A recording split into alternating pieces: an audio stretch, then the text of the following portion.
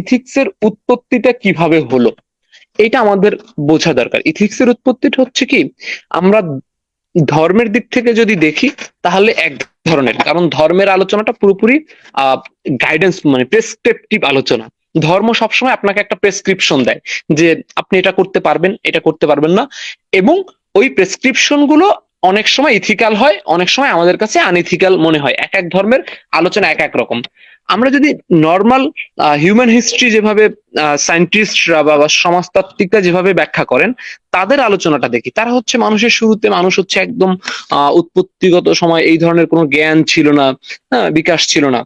তখন মানুষ একাধিক কাজকর্ম করা শুরু করেছে। মানুষ হচ্ছে নিজের মতো করে নিজের প্রয়োজন যেভাবে হয় সেভাবেই তখন কাজ করা শুরু করছে, এবং এই কাজগুলো একে অপরের উপর কিছু কাজ ভালো ফলাফল নিয়ে আসছে for himself or individual, and হচ্ছে কিছু কাজ হচ্ছে সমাজের জন্য কিংবা নিজের জন্য খারাপ ফলাফল বয়ে নিয়ে আসছে। তারপরে মানুষের এরকম অনেক কিছু দেখলো যে মানুষের সমাজের ক্ষেত্রে কিছু বিষয় মানুষের জন্য ভালো করতেছে, কিছু বিষয় খারাপ করতেছে। সেই আলোচনার জায়গা থেকে মানুষ কিছু আচরণকে ঠিক মনে করলো এবং কিছু আচরণকে মনে করলো না এই আচরণগুলো ঠিক না। এটা হচ্ছে ইথিক্সের মানে জন্ম বা ইথিক্সের সূচনা, যে মানুষ নিজেদের বিবেচনায়, পুরোপুরি মানুষের জ্ঞানের বিবেচনায় হচ্ছে কিছু আচরণকে মানুষ ভালো বলা শুরু করলো, কিছু ঠিক বলা শুরু করলো, কিছু আচরণকে রং বলা শুরু করলো।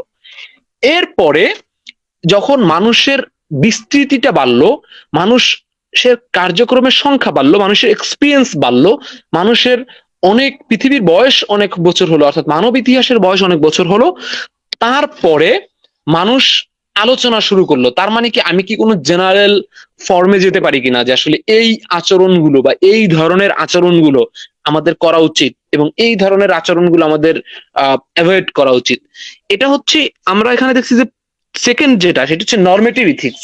হ্যাঁ, এখানে তিনটা ইথিক্স নিয়ে আমি আলোচনা করছি। একটা হচ্ছে মেটা ইথিক্স, নর্মেটিভ ইথিক্স আর অ্যাপ্লাইড ইথিক্স। আমি হচ্ছে পৃথিবীর সূচনাটা হয়েছে, প্রথম ইথিক্যাল আলোচনাটা হচ্ছে নর্মেটিভ ইথিক্স নিয়ে।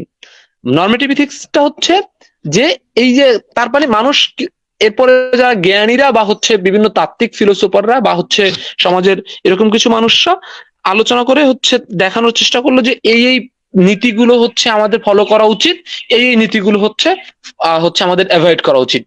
এই বিষয়গুলো হচ্ছে মোরাল প্রিন্সিপাল, অর্থাৎ সমাজে তখন কিছু ইথিক্যাল আর মোরাল প্রিন্সিপাল সেট হইলো। এরপরে মানুষ বিভিন্ন সিচুয়েশনে বিভিন্ন অঞ্চল ভেদে বিভিন্ন ধরনের প্রিন্সিপাল, বিভিন্ন ধরনের ইথিক্যাল প্রিন্সিপাল আমাদের সেট করা হইলো। এটা হচ্ছে ইথিক্সের প্রথম জার্নিটা। দ্বিতীয়ত হচ্ছে যখন হচ্ছে মানুষ এসে দেখলো, সুমাইয়া তাসনুবা যে প্রশ্নটা করেছেন সম্ভবত, যে হ্যাঁ, যে আসলে সত্য বলা আর বেঁচে থাকা আসলে কিভাবে সত্যটা আসলে ইথিক্যাল থিওরি হিসেবে আসলো। ওই যে বললাম যে প্রথমে এটা ইথিক্যাল থিওরি হিসেবে আসছে যে মানুষের নিজেদের এক্সপিরিয়েন্সের মধ্যে থেকে দেখছে যে আসলে মিথ্যা বলাটা অন্যের সাথে চিট করা হয়, এটা অন্যের জন্য হার্মফুল, অন্যটা দিয়ে ধোকার সম্মুখীন হয়।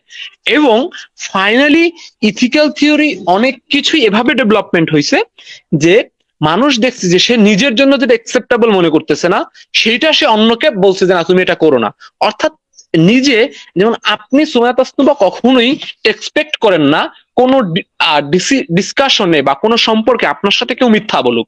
তার মানে আপনি এই মিথ্যা বলাটা অন্যকে হচ্ছে বলতেছেন যে না মিথ্যা বলাটা একটা খারাপ কাজ, আবার অপর পক্ষেও মনে করতেছে তার সাথে মিথ্যা বলাটা ঠিক না, সেও আপনাকে বলতেছে মিথ্যা বলাটা একটি খারাপ কাজ। এইরকম করে সত্য বলা একটা ইথিক্যাল রাইট ডিসকোর্স হিসেবে বা প্রিন্সিপাল হিসেবে এস্টাবলিশড হইলো। এরকম যখন প্রিন্সিপাল এস্টাবলিশ হইলো, ফিলোসোফারদের একটা ঝামেলা আছে। ঝামেলা হচ্ছে এরা মানে অনেক বেশি বিশ্লেষণ করতে গিয়ে অনেক বেশি কঠিন করে ফেলে।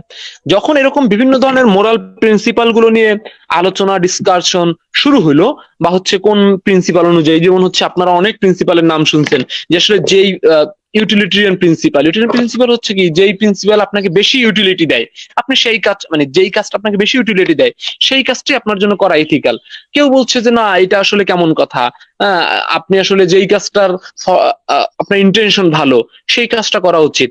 হ্যাঁ, এটা হচ্ছে আবার ট্রান্সেন্ডেন্টাল। কেউ বলছে যে না আসলে ফলাফল দেখে তো কাজ করলে আপনি স্বার্থপর হয়ে গেলেন, তার মানে আপনার নিঃস্বার্থে আপনার কাজ, ভালো কাজ শুধুমাত্র ভালো কাজের জন্যই করা উচিত, এটা হচ্ছে কর্তব্যের খাতিরে কর্তব্য। এইরকম অনেকগুলো প্রিন্সিপাল, এবং প্রত্যেকটা প্রিন্সিপালই আসলে কিছু কিছু আহ সুবিধা এবং অসুবিধা আছে। ফিলোসোফাররা এসে কি করলেন, ওই যে যেই প্রশ্নটা আসছে যে আসলে মোরাল প্রিন্সিপাল এন্ড মোরাল ফিলোসফির মধ্যে হচ্ছে পার্থক্যটা কি, এটা একটু যদি বলেন। সেটা হচ্ছে কি, ফিলোসোফাররা এসে বলল যে আসলে আপনি যেটাকে বলতেছেন ঠিক, আপনি বলতেছেন ভালো, আপনি বলছেন খারাপ, আগে আসেন ভালো আপনি কাকে বলেন। আপনি মানে একটু একটু জটিলতা এখানে আছে, একটু বোঝানোর জন্য আবার বলছি। সেটা হচ্ছে আমি বললাম যে সত্য কথা বলা ভালো। ফিলোসোফার এসে প্রশ্ন করলো যে ভাই ভালো বলতে আপনি কি বুঝাচ্ছেন। ঝামেলা হয়েছে তখন যখন এই প্রশ্নটা আসছে। এর আগে কিন্তু মানুষ সবাই তার মতো করে বুঝতো যে ভালো কি, ভালো সংজ্ঞা আমরা কেউ না দিতে পারলেও আমরা জিনিসটা বুঝি ভালো। হ্যাঁ, ভালো আসলে এইভাবে হয়তো বোঝানো সম্ভব না যে ভালো হচ্ছে চিনির মতো মিষ্টি আর খারাপ হচ্ছে নিমের মতো তিতা, বিষয়টা তা না। বিষয়টা হচ্ছে যে আমরা বুঝি জেনারেলি যে আসলে ভালো বিষয়টা কি, একটা আমাদের একটা আন্ডারস্ট্যান্ডিং আছে, সেন্স আছে। তো ফিলোসোফাররা বললো যে না, আপনারা আগে ঠিক করতে হবে যে ভালো কি, এরপরে আপনি বলবেন যে কোন প্রিন্সিপালটা ভালো। মানে পার্থক্যটা বুঝছেন যে প্রথমে এসে ইউটিলিটিরিয়ানরা বলছে যে ইউটিলিটি হচ্ছে একটা ঠিক প্রিন্সিপাল বা একটা গুড প্রিন্সিপাল। ফিলোসোফার, এরপরে কিছু ফিলোসোফার, মানে এদেরকে বলা হয় হচ্ছে অ্যানালাইটিক ফিলোসোফার, যারা হচ্ছে ভাষা দর্শন নিয়ে কাজ করছে। মানে তাদের মানে একটা অভ্যাসই ছিল ভাষার প্রতি ফোকাস করা। তো তারা এসে বলছে কি, আপনি যে বললেন ইউটিলিটি হচ্ছে ভালো জিনিস, তাহলে আমাকে আগে বলেন ভালো জিনিসটা বলতে আপনি কি বুঝাইলেন। এরপরে হচ্ছে আবার শুরু হইলো ভালোর সংজ্ঞা দেয়া শুরু হইলো। তো তারা কি চাইলো যে ভালোকে স্পেসিফিক করতে চাইলো, যে আহ, ভালো আরো কত স্পেসিফিক করা যায়, মোর স্পেসিফিক করা যায়। এটা করতে গিয়ে তারা আবার ডিভাইড হয়ে গেল। কেউ এসে বলল যে ভালো হচ্ছে এমন একটা বিষয় যেটা আসলে আপনি ইনটিউশন দিয়ে বুঝবেন, ইনটিউশনিজমের তৈরি হলো। কেউ এসে বললো যে না, ভালো হচ্ছে এমন একটা বিষয় যেটাকে আসলে সংজ্ঞায়ন করা যায় না, হ্যাঁ, যেটা একটা দ্ব্যর্থক বিষয়, সেটা আসলে মানে এরকম করে আবার ভালো মন্দ বা ইথিক্যাল টার্ম গুলোর ভোকাবুলারি নিয়ে হচ্ছে আলোচনা করা শুরু হলো।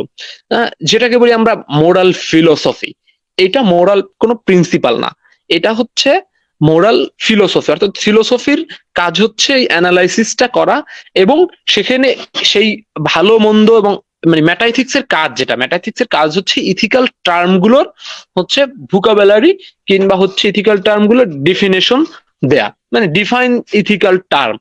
এই কাজটা হচ্ছে তখন, এটা হচ্ছে প্রথম ইথিক্যাল প্রিন্সিপাল গুলো সমাজে নিয়ে হচ্ছে মানুষ এটা নিয়ে পর্যালোচনা করা শুরু করলো। এরপরে আবার একদল অ্যানালাইটিক ফিলোসোফার এসে বললো যে না, আমাকে আগে এই প্রিন্সিপাল যেগুলো কাজ করছেন সেগুলো হচ্ছে আগে ডিফাইন করতে হবে। আপনি বলেন আমাকে ইউটিলিটি বলতে আপনি কি বুঝান, আপনি বলেন আমাকে ইন্টেনশন বলতে আপনি কি বুঝান। হ্যাঁ, এরকম বিভিন্ন ধরনের আলোচনা হচ্ছে তখন ইথিক্যাল মানে ইথিক্স এর ডিসকোর্স শুরু হওয়ার পরে দেখা গেল যে এইটা আরো অনেক বেশি বিভক্ত হয়ে গেল। এখন এরপরে ফাইনাল স্টেজে, এখন বর্তমানে যেটা হচ্ছে আলোচনা চলতেছে, সেটা হচ্ছে অ্যাপ্লাইড ইথিক্স আর প্র্যাকটিক্যাল ইথিক্স। অ্যাপ্লাইড বলেন আর প্র্যাকটিক্যাল বলেন। প্র্যাকটিক্যাল মানে হচ্ছে যেটা প্রয়োগযোগ্য, অ্যাপ্লাইড মানে হচ্ছে যেটা প্রয়োগযোগ্য, মানে অ্যাপ্লাই করার সক্ষমতা রাখে, এরকম ইথিক্স। সেটি হচ্ছে কিরকম, অ্যাবর্শন নিয়ে। অ্যাবর্শন নিয়ে আহ সে আমার একটা ইথিক্যাল প্রবলেম হচ্ছে যে আমার অ্যাবর্শন করার রাইট কি রং, এটা হচ্ছে আমি বুঝতে চাচ্ছি।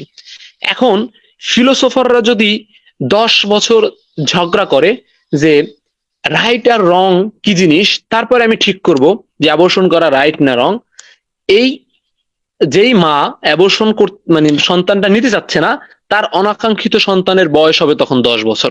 তার মানে ফিলোসোফাররা এখানে বিশাল একটা ঝামেলা লাগাই ফেলছে।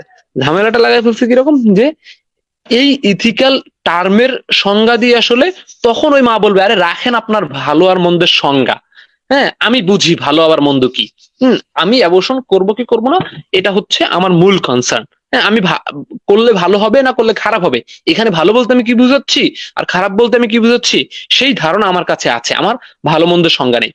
অর্থাৎ প্র্যাকটিক্যাল ইথিক্স হচ্ছে এরকম জীবন ঘনিষ্ঠ যেই বিষয়, সেই বিষয়গুলোর যেই মানে জীবন ঘনিষ্ঠ যে ক্রাইসিস, হ্যাঁ বিষয় তো সবকিছু জীবন ঘনিষ্ঠ বিষয়, কিন্তু জীবন ঘনিষ্ঠ যে ক্রাইসিস, হ্যাঁ যেমন আমি যদি বলি যে পরিবেশের হার্ম করা, হ্যাঁ সেটা রাইট অর রং, এখন যদি ফিলোসোফার এসে বলে যে না এটা আপনি বলতে পারবেন না, এর আগে হচ্ছে আপনি রাইট আর রং নিয়ে আলোচনা করে নেন কোনটা রাইট এবং কোনটা রং, তার মানে পরিবেশের ধ্বংস করে পৃথিবী ধ্বংস হয়ে যাবে, তারপরে হয়তো রাইট আর রঙের সংজ্ঞায়ন পাওয়া যাবে না।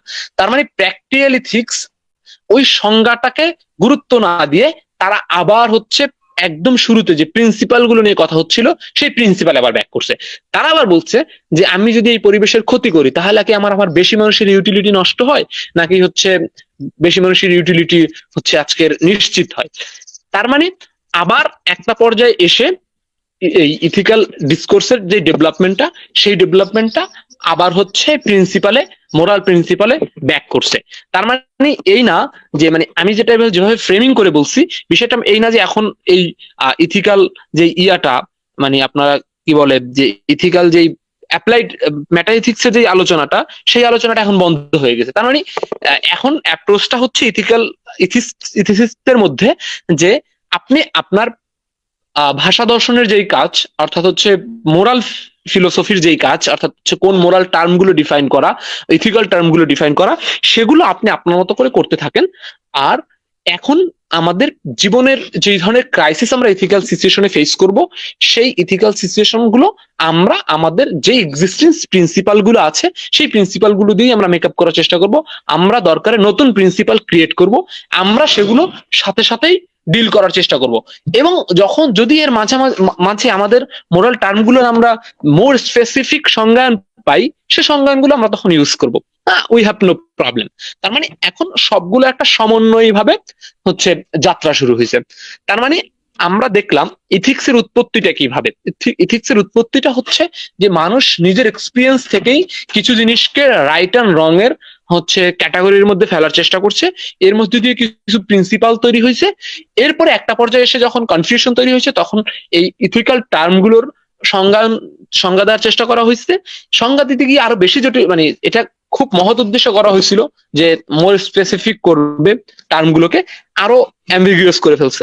এরপরে আবার যেই জীবন ঘনিষ্ঠ যেই বিষয়গুলো, যেমন বললাম না যে আপনি যদি একটা জীবন বাঁচাবেন নাকি সত্য বলবেন, এখন সত্য বলা কি, জীবন বাঁচানো বলতে কি বোঝায়, এখানে জীবন বাঁচানো ভালো বলতে কি বোঝায়, খারাপ বলতে কি বোঝায়, এই আলাপ আলোচনা করতে করতে আপনার হয়তো একটা মানুষকে ডাকাতে মারতে আসছে, হ্যাঁ এই ডাকাত তো আর আপনার এই ইথিক্যাল ডিসকোর্স নিয়ে বসে থাকবে না। তার মানে আপনাকে এখানে রান করতে হবে। এই জন্য রান করাটা আপনার জন্য ইজিয়ার কখন, আপনি যে প্রিন্সিপালটা ফলো করেন। আপনার কাছে যদি সেভিং লাইফ সবচেয়ে বেশি গুরুত্বপূর্ণ হয়, ইন্ডিভিজুয়াল রাইট যদি সবচেয়ে বেশি গুরুত্বপূর্ণ হয়, তখন আপনার ভালো মন্দ সংজ্ঞা না বুঝেই আপনি এই জীবন বাঁচানোর জন্য মিথ্যা কথাটা বলতে পারবেন এবং সেটার জন্য আপনি অনুতপ্ত হবেন না। এটা হচ্ছে ইথিক্যাল ডিসকোর্সের আলোচনা, ডেভেলপমেন্টের আলোচনা।